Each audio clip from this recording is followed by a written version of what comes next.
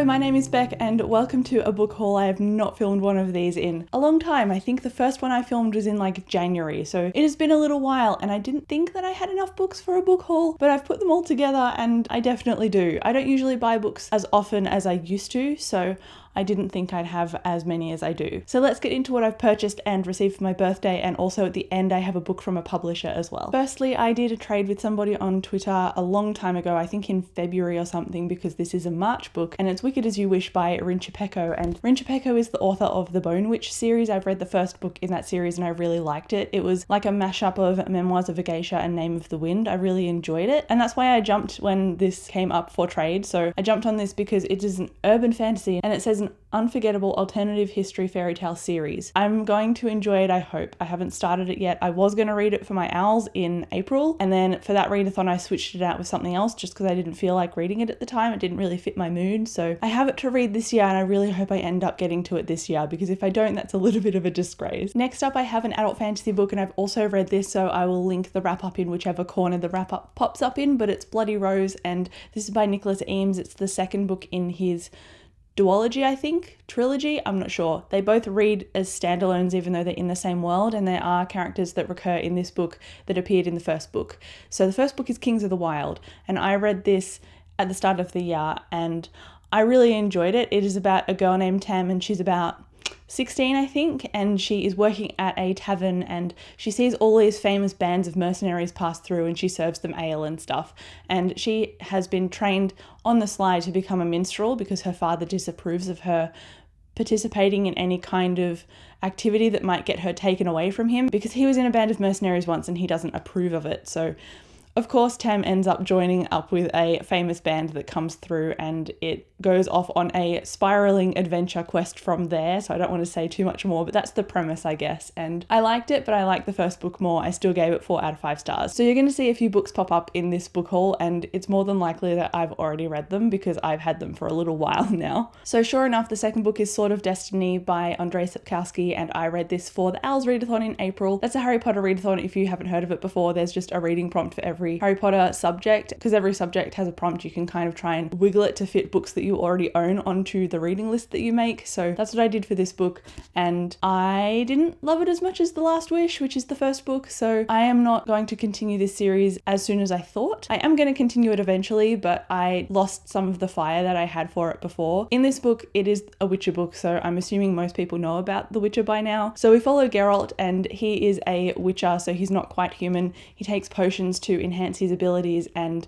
he kind of tries to save people from monsters, but are the people the actual monsters? That's kind of the question that gets asked in here. But the way that this story went, because it's a bunch of short stories, I found it hard to connect with certain aspects, and I liked the short stories in The Last Wish more. So I know that The Blood of Elves delves into Geralt's story in a novel form, and I think I'd prefer that because the snapshots that we're getting in here, I wasn't hooked. Anyway, I gave it 3 out of 5 stars, but I got another Witcher book and I'm going to eventually continue. And then another book I read, Only Mostly Devastated, and I loved this book, but it's a contemporary, it's a young adult contemporary, and it follows a boy named Ollie, and he is moved to a new school for his senior year because his family have moved towns because his Aunt Linda has cancer, and so he has to babysit her kids while she goes to chemo, and their family provides support for Aunt Linda and her family. So because he's changed to a new school, he doesn't know anybody, and on his first day he runs into these girls and he tells them that he had this summer romance with a boy named Will, and it turns out that Will is a friend of theirs and they didn't know that he was not straight. So he has basically outed Will to his friends, and it doesn't go beyond his friends. It's not a nasty story in that sense, but it is a story of self-discovery and self-identity, and you get to see a lot of Ollie's background because you see him at school, you see him with his friends, you see him with Will, and you see him in a family dynamic as well, and I think that's why I really love this book. If you don't like the cancer subplot, that's where a lot of emotional kick came from, so probably don't pick this up if that's not your jam, but I got very emotional. I really loved this book, and I'm going to keep raving about it until the cows come home, because that way more people will pick it up and read it, because I'm a fantasy reader usually. I don't really pick up a lot of contemporary, and when I do, I really want it to blow my socks off, and I really, really enjoyed this one. And then next is Stormfront by Jim Butcher. I started the Dresden Files series and I am a convert. I love this so far. I'm going to continue eventually with the audiobooks, but I'm dragging my feet with audiobooks at the moment. I think COVID and lockdown is really messing with my reading motivation because I just can't be bothered listening to audiobooks. But when I pick them up, I enjoy them. So hopefully I get to the rest of them very soon. So this is the first book in the Dresden Files, and we follow a guy named Harry Dresden, and he is a wizard detective. So he gets called to consult for the police so they can solve crimes of like a magical nature, and you get to see behind the scenes a little bit about where Harry Dresden came from, but you don't know a lot of the context of what he's talking about. So you get little snippets of world building, and you get a mystery element that has multiple facets in it in the first book, and you get Harry Dresden's humor as well, which is quite great. It's a very chaotic but fun book, and if you haven't started Dresden, I would highly recommend giving it a try because it's just a lot of fun. Also, I'm on an urban fantasy kick lately and I'm really enjoying it, so I think that's also lending into my enjoyment of the series. But the audiobooks are great as well. They're narrated by James Masters. He's from Buffy, so if you don't want to read them physically, he does an excellent rendition on audiobook. And this book happens to be signed because I was lucky enough to meet James Masters at a convention at the start of the year, and he's absolutely lovely. So I am very lucky to have the first book signed, and I am going to continue with the rest of the books. I thought that I would have them by now, but I've actually ordered book 2 and 3 from my local bookstore, but they've just had a lot of delays because of the multitude of online orders, which is fabulous. Everyone is buying books and it's amazing. So I don't have Full Moon and I don't have Grave Peril, unfortunately, but they're on their way. So eventually when I listen to those audiobooks, I can hold them up in a video and do a review of them because that's kind of my plan. And I do have a review for Stormfront as well, also spoiler free. So if you want to go and check out what my thoughts are, go and have a look at that video. And then a few weeks ago, I was just walking past a bookstore and I happened to go in and then I found this, and it is the anniversary edition of Assassin's Apprentice. I love Robin Hobb, I love her writing, I love the whole Elderlings series, and it starts with the Farseer trilogy, and I could not pass this up when I saw it, so it is just another edition to add to my shelves. If you haven't read Robin Hobb, please do give her a try. It's a high fantasy, it's an adult fantasy, but we follow Fitz and he grows up throughout the entire series. So he starts off quite young and he obviously grows throughout the series. He is an assassin in training, and he is dealing with a few types of magic in the world as well as trying to become an assassin. So he knows the wit magic, which is a telepathic magic that communicates with animals, and that's very shunned and frowned upon in this world. So if you have it, you'll likely be hanged or run out of town. And he also has the skill, which is a trait that is usually passed down through the royal bloodline, and he is the bastard son of Prince Chivalry, and so he has this capability of using the skill, which is a telepathic magic but for people. So he's been trained for that, and he's been trained to be an assassin as well, so that the kingdom doesn't let go this bastard son and have it used against them.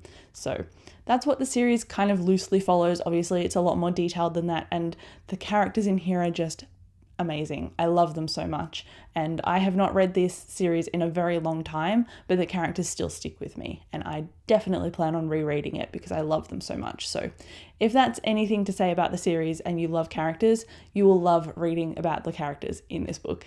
And now, interestingly, I thought this next book I would love what happened with the characters, but something happened in this book that has ruined the fire of it for me, and I will be continuing on with it, but unfortunately I just didn't love it as much as I thought. So I ended up being gifted this book, and it is Aurora Burning by Amy Kaufman and Jay Kristoff, and I loved Aurora Rising, but unfortunately this took a bit of a turn character-wise, and they used something to turn the characters against each other that I found completely unnecessary in a particular part of the book, and then used that to drive the plot forward. And it just seemed fairly unfaithful to what they'd set up over the entire course of the first book, and that's what I found quite frustrating. So anyway, Aurora Rising is about a group of misfits, and they have to form this crew kind of against their will because they're the dregs that are left over. And Tyler, who we expected to form a crew of the top tier ranking at Aurora Academy, he wasn't there for his last exam to become an Aurora cadet because he was off saving Aurora, who was on the front of the first book. And he saved her, missed his exam, and now he's stuck with the rest of the characters that we end up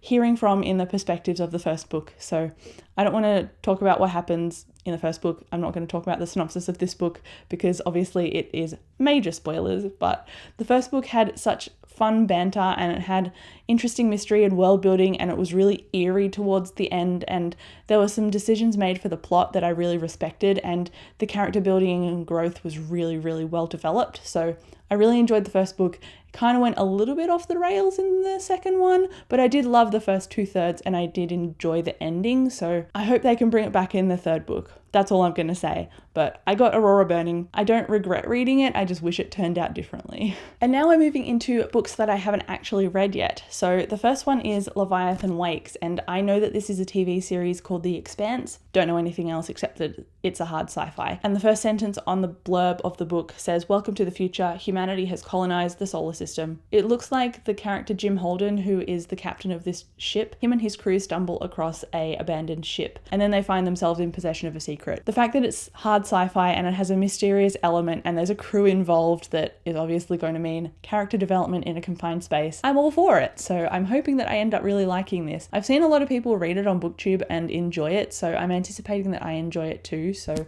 if you've read the Expanse series or Leviathan Lakes, please let me know what you thought. Obviously no spoilers, but like maybe a star rating or something, because I really hope I enjoy this. And then throwing back to the mention of urban fantasy and the fact that I'm really enjoying it at the moment, I got Bloodbound by Patricia Briggs, and that is a really hard name to say when you've been talking for a while. Patricia Briggs. She wrote the Mercy Thompson series. This is the second book in that series, and in the first book we follow Mercy, and she is a woman who is owning and running a mechanic store, and one day this boy stumbles in and she gives him work to do because she can smell on his scent that he is a newly formed werewolf and he doesn't really have a grasp of his abilities. He also doesn't seem to have any kind of alpha if he's wandering around on his own, and if there's an alpha, the alpha helps the new werewolf in their transformations and stops them going wild and killing people. So he does not have that, so he's a bit of a liability, and because of that Mercy lives next door to a alpha werewolf, because of course she does, and so she kind of involves him haphazardly, as well as trying to take this new boy under her wing in like a mentor kind of fashion,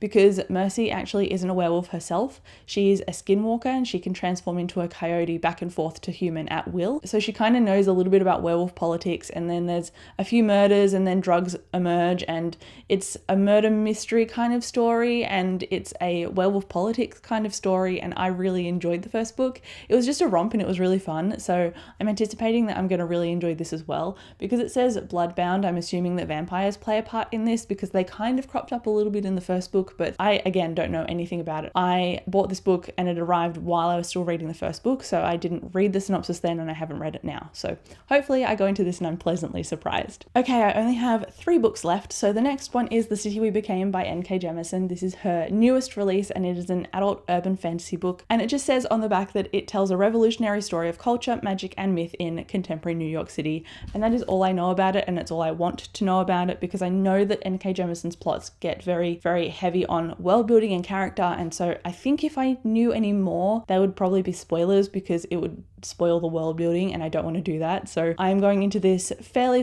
blind because I'm just wanting to have a good time, because I liked her 5th season series and I barely knew anything about that except it was apocalyptic fantasy when I went into it. So I'm hoping that I love this. I'm hoping I give it a 5 stars because I really want to call N.K. Jemisin a new favorite author of mine because I loved her 5th season series, but I've only read that series by her, and I don't think that is a good indicator of whether I can call her a favorite author or not. So we'll see what I think. We'll see if I like her. I hope I do. I anticipate that I do, but this is on my June/July TBR, so if I don't get to it in those months, then something has got to be wrong with me. This next book was kindly gifted to me by my best friend, and it is called The Vor, and outside of her I had never heard of this book before whatsoever. I had no idea it even existed, so I feel like it's a fairly underhyped fantasy book. All I know about it is that it says the Vor is a vast, perhaps endless forest, sentient and magical, a place of demons and angels, of warriors and priests. That's it. I don't want to know anything else because that kind of sets up the ambience of the world, and that is kind of all I need to know going into it, just kind of the mood of what it potentially will be.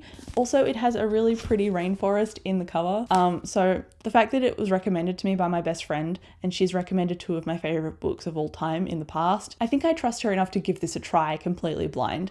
So I'd be surprised if anyone else has read this because I'd never heard of it before she mentioned it to me, even though it is probably in the fantasy section. Now if I go and have a look in a bookstore, I'll be like, oh, there it is. I just probably wouldn't have noticed it before. So I'm just hoping I like it. And now we have the last book for this book haul, which was kindly sent to me by HarperCollins Australia. I didn't expect them to send it to me, but I did request it, and it is the last book in the Ice Wolf series by Amy Kaufman, and this means that the Elemental series by Amy Kaufman is complete. It is a middle grade series, and I've talked about the books in the past, and I read Scorched Dragons, the second book, in a reading vlog, and obviously that doesn't have spoilers, so if you want to look at it, then go and check it out. I'll link it below. But Ice Wolves is the first book, and it follows Raina and Anders, and they are twins, and they're living in this city community, and they're basically orphans. They're kind of looking for scraps and stuff and trying to stay alive. And one day they accidentally get caught up in this ceremony that happens in the town. I don't know if it's once a year or quite regular or not, but the way that it goes is that people who can shapeshift into ice wolves, and then they go to the local academy to learn about the ice wolves culture and to become a guardian of the town and that kind of thing. And it turns out that Anders can shapeshift into an ice wolf, but Raina shapeshifts into a scorched dragon, and there is an ongoing feud between the scorched dragons and the ice wolves. And so the first book is about Anders navigating the ice wolf school and trying to learn things, and also trying to find his sister again. And obviously in Scorched Dragons, because it's called Scorched Dragons, you see more of Raina in the second book. I'm looking forward to reading the third book. Again, this is on my June-July TBR, so I'm hoping to read it very, very soon, because then I can put out a video about the series and what I thought about it, because I want more people to read this middle grade series. These are all of the books that I have recently hauled. I know it's not that many considering how many months I haven't filmed a book haul, but I'm actually pretty proud with this number. I did buy a few things for my birthday, which happened in mid-May, so that's why I think I could film this haul at all, because if I didn't have my birthday, I probably wouldn't have gone and bought books. But this pile is very vicarious, so